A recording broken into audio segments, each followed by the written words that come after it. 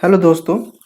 जो corporate SSC है यानी जो प्राइवेट लिमिटेड कंपनी, एलएलपी या पब्लिक कंपनी है, उनका ऑडिट रिपोर्ट का एक प्रेस्क्राइब्ड फॉर्मेट है और उसी फॉर्मेट में ऑडिटर को ऑडिट रिपोर्ट बनाना पड़ता है। पर प्रॉब्लम है कि जो छोटा ऑर्गेनाइजेशन है जैसे सोल प्रोप्राइटरशिप या इंडिविजुअल जो बिजनेसमैन है, उन लोगों का ऑडिट रिपोर्ट का फॉर्मेट क्या है, इसका भी कुछ प्रेस्क्राइब्ड फॉर्मेट अवेलेबल है। पर मोस्टली जो कॉमन फॉर्मेट हम लोग देखते हैं, ऐसा ही दो फॉर्मेट के बारे में आज मैं आपको बताऊंगा। तो पहले आप वीडियो को देख लीजिए और वीडियो देखने से आपको समझ में आ जाएगा कि एक इंडिविजुअल या सोल प्रोप्राइटरशिप बिजनेस जिसका टैक्स ऑडिट नहीं हो रहा है, जिसका टर्नओवर बहुत ही कम 30 लाख या 40 लाख रुपए का है, पर उनको ऑडिट कराना पड़ रहा है कि इस वजह से कि बैंक से वो लोन लेने जा रहे हैं, तो बैंक उसको बोला कि आप अपना जो पीएल बैलेंस शीट है उसको ऑडिट करा के लाइए और एक ऑडिट रिपोर्ट लाइए। तो अदर पर्पस के लिए वो ऑडिट करा रहे हैं। तो उसी पर्पस के लिए अगर आप ऑडिट रिपोर्ट बना रहे हो तो आपको कौन सा फॉर्मेट फॉलो करने होंगे, वही फॉर्मेट के बारे में आज मैं बात करूंगा। तो मैं पहले एक डिटेल फॉर्मेट के बारे में आपको बताऊंगा जो लगभग एक पेज का फॉर्मेट है, और दूसरा जो फॉर्मेट है वो हाफ पेज का फॉर्मेट है। दोनों फॉर्मेट ही मोस्ट पॉपुलर फॉर्मेट है और इसी फॉर्मेट में इंडिविजुअल के लिए जो ऑडिट रिपोर्ट है वो बनाया जाता है। तो चलिए एक एक करके दोनों फॉर्मेट को देखते हैं।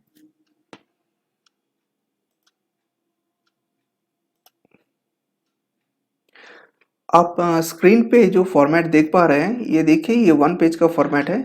मैं आपको बता दूं कि इस फॉर्मेट में क्या है। सबसे पहले हेडिंग हो गया इंडिपेंडेंट ऑडिटर्स रिपोर्ट, और फिर इसके अंडर में मेन 4 पैराग्राफ है। ये 4 पैराग्राफ जो है इसी में आपको ऑडिट रिपोर्ट को बनाना होगा। पहला है ओपिनियन, ये रहा ओपिनियन।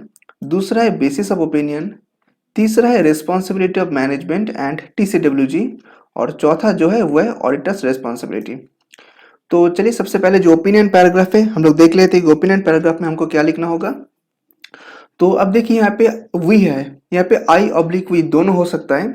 अगर कोई सोल प्रोप्राइटर यानी जो चार्टर्ड अकाउंटेंट खुद अपना पर्सनल कैपेसिटी से ये ऑडिट रिपोर्ट बना रहे तो वो लिखेंगे आई, और अगर कोई पार्टनरशिप फर्म का पार्टनर इस ऑडिट रिपोर्ट को बना रहे हैं तो वहां पे वी, यानी आई और वी जो आपके लिए सुटेबल होगा वो आपको लिखना होगा। तो we have audited the financial statement of, और फिर यहाँ पे जो ब्लैक मार्किंग चीज है वहां पे क्या है, देखिए आपको यहाँ पे ऑर्गेनाइजेशन का नाम लिखना होगा। जैसे मैं एक एग्जांपल दे रहा हूँ, एबीसी एसोसिएट्स।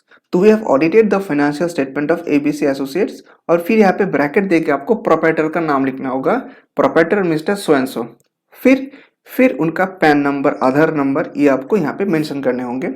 और उसके साथ साथ जो चीज आपको मेंशन करने ही होंगे वो है कि उनका बिजनेस एड्रेस। तो क्या क्या रहा है, एक हो रहा है कि ऑर्गेनाइजेशन का नाम, ऑर्गेनाइजेशन का ओनर का नाम, उसका पैन या आधार नंबर, और उसके साथ साथ उनका बिजनेस एड्रेस। तो ये 3-4 चीज आपको इसी जगह पे मेंशन करने होंगे, और फिर इस सेंटेंस को आपको कंटिन्यू करने होंगे इस तरीके से। which comprise the balance sheet as at 31st March 2021 and profit and loss account and balance sheet for the year then ended, and notes to the financial statements including a summary of significant accounting policies। तो इसके साथ साथ आप significant accounting policy जो है उसको notes to accounts में आप उसको डिस्क्लोज करेंगे।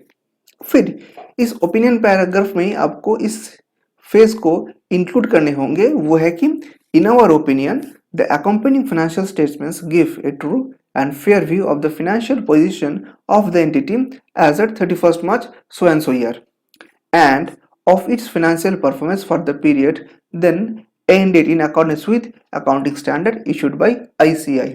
तो ये लिखने से आपका ओपिनियन पैराग्राफ जो ये कंप्लीट हो जा रहा है। फिर अगला जो पैराग्राफ है वो है आपका बेसिस ऑफ ओपिनियन।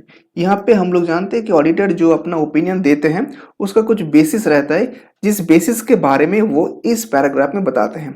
तो चलिए देखते हैं क्या है इस पैराग्राफ में।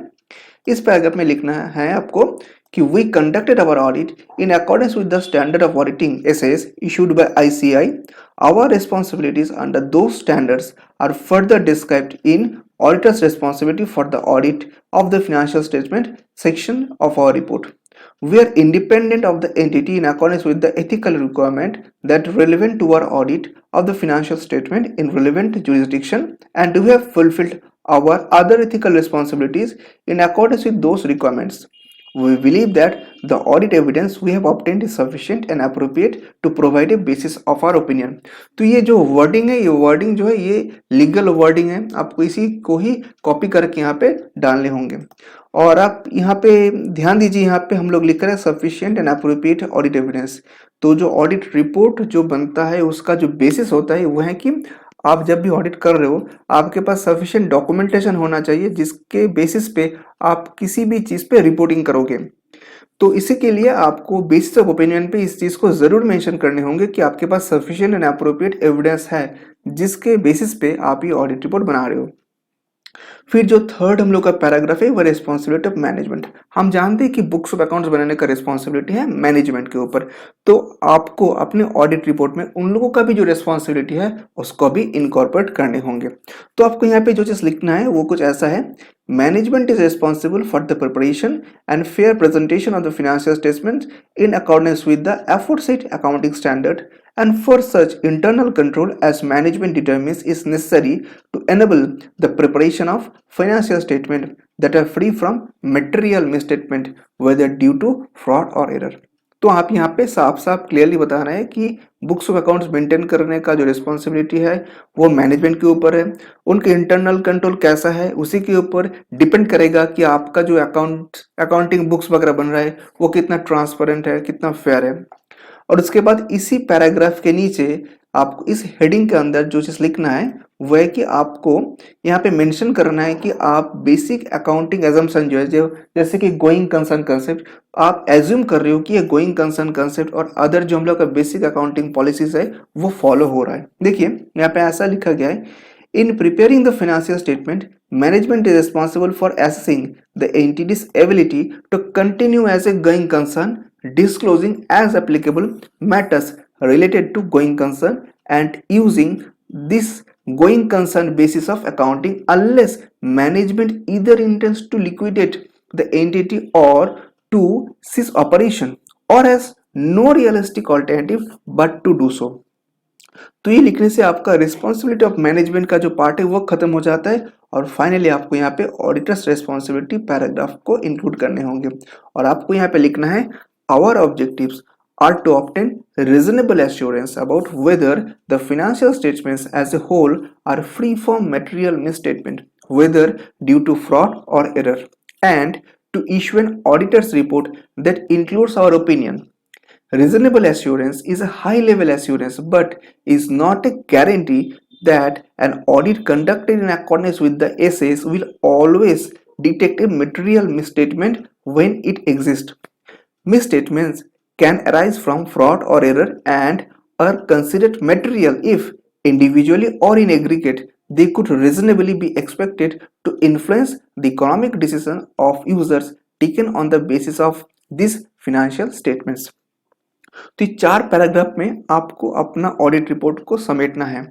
अगर आप इंटर या फाइनल स्ट्रीम का स्टूडेंट हो, कोई भी स्ट्रीम से बिलोंग कर रहे हो, सीए, सीएस, सीएमए, तो आई होप कि ये जो ऑडिट रिपोर्ट है ये ऑडिट रिपोर्ट को अगर आप गो थ्रू करोगे तो आपको मालूम चल जाएगा कि हम लोग ऑडिट में इंटर या फाइनल का जो ऑडिट का हम लोग का पेपर्स रहता है उसमें जो हम लोग को सिखाया जाता है उसी का एक्चुअल एप्लीकेशन आपको ये ऑडिट रिपोर्ट में देखने को मिल जाएगा।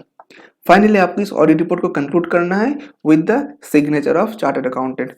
तो आपको यहाँ पे फॉर बोलने के बाद आपका जो फर्म का नाम है वो देना होगा, फिर यहाँ पे आपको एफआरएन यानी फर्म का जो रजिस्ट्रेशन नंबर है आईसीआई के साथ वो देना होगा, फिर जो प्रोप्राइटर या पार्टनर है उनका नाम, उनका डेजिग्नेशन, मेंबरशिप नंबर और मेंबरशिप नंबर के ठीक नीचे यूडीआईएन नंबर देने होंगे। यूडीआईएन का जो गाइडेंस नोट्स है आप उसमें देखे होंगे कि यूडीआईएन नंबर लिखने का भी कुछ प्रावधान है, जैसे कि आपको या तो फिर मेंबरशिप नंबर के नीचे लिखने होंगे या आप चाहे तो हम लोग जैसे वाटर मार्क कर देते हैं तो यूडीआईएन को भी आप वाटर मार्क करके अपने ऑडिट रिपोर्ट में दे सकते हैं। फाइनली आपको यहाँ पे डेट और प्लेस ऑफ सिग्नेचर जो है वो देने होंगे।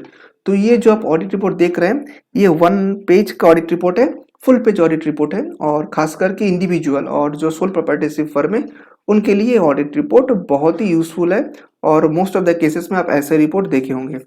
अभी मैं और एक दूसरे ऑडिट रिपोर्ट को आपके सामने प्रेजेंट कर रहा हूँ। ये जो ऑडिट रिपोर्ट है ये हब पेज का ऑडिट रिपोर्ट है। देखिए ये है हब पेज ऑडिट रिपोर्ट और ये भी बहुत जगह पे चल जाता है। तो देख लीजिए इसमें क्या है, इसमें एक्चुअली पहले का जो ऑडिट रिपोर्ट उसका एक सिनॉप्सिस आपको मिल जाएगा, जहाँ पे 1 2 3 4 5 मतलब 4 या 5 पैराग्राफ में ये खत्म हो जा रहा है और हर एक पैराग्राफ जो है 1 या 2 लाइन का ही है। सिर्फ लास्ट का जो पैराग्राफ है वो थोड़ा हेवी पैराग्राफ है। देखिए, तो हम लोग स्टार्ट कर रहे हैं बिल्कुल पहली की तरह। आई हैव एग्जामिन्ड, अब यहाँ पे आई और वी जो मैंने पहले आपको बताया वो यहाँ पे लिखना होगा। I have examined the attach balance sheet of, और उसके बाद यहाँ पे वही सेम ऑर्गेनाइजेशन का नाम, प्रोप्राइटर का नाम, उनका पैन नंबर, बिजनेस एड्रेस वो आपको लिखने होंगे। और आपको पहले पैराग्राफ में ये चीज मेंशन करनी होगी कि आप जो ऑडिट कर रहे हो वो कौन सा फाइनेंशियल ईयर का है, यानी 31 मार्च ऑफ 2021 2022 कौन सा ईयर तक आप जो है ऑडिट कर रहे हो वो आपको पहले पैराग्राफ में मेंशन करने होंगे। दूसरे पैराग्राफ में आपको ये मेंशन करने होंगे कि आप जो ऑडिट कर रहे हो उसमें बैलेंस शीट भी इनकॉर्पोरेटेड है। अब तीसरा जो पैराग्राफ है वहां पे देखिए आप क्या लिख रहे हो। I have conducted the audit in accordance with the auditing standards generally accepted in India. दो standards require that I plan and perform the audit to obtain reasonable assurance about whether the financial statements are free from material misstatement. An audit includes examination on a test evidence supporting the accounting principles used and significant accounting estimates made by management, as well as evaluating the overall financial statement preparation. I believe that my audit provides reasonable basis for the opinion. और उसके बाद आप इस जो report है इस report का concluding paragraph लिखोगे कुछ इस तरीके से, फाट दर आई रिपोर्ट दैट, और उसके बाद 1 2 3, और यहाँ पे अगर आपको कुछ ऑब्जर्वेशन है तो आप लिख सकते हो। अदरवाइज आप अगर एक क्लीन ऑडिट रिपोर्ट दे रहे हो तो यहाँ पे आपको ये चीज लिखना है। I have obtained all the information and explanation which to the best of my knowledge and belief were necessary for preparation of my audit. Second point में आपको लिखना है, in my opinion proper books of accounts have been kept by the head office so far as appears from my knowledge and belief were necessary for the examination of books। और third paragraph में आप लिखोगे, in my opinion and to the best of the information and according to the explanation given to me the set accounts give a true and fair view in case of balance sheet of the state of affairs of the SSC and in case of profit and loss account of the profit of the SSC for the year ended as on that date। और फिर finally जो chartered accountant है उनका नाम, membership number, यूडीआईएन, date और place, इससे आप अपने ऑडिट रिपोर्ट को कंक्लूड करोगे। दोस्तों आई होप कि आज का इस वीडियो से आपको सोल प्रॉपर्टी से बिजनेस का ऑडिट रिपोर्ट का जो फॉर्मेट है वो समझ में आ चुका है।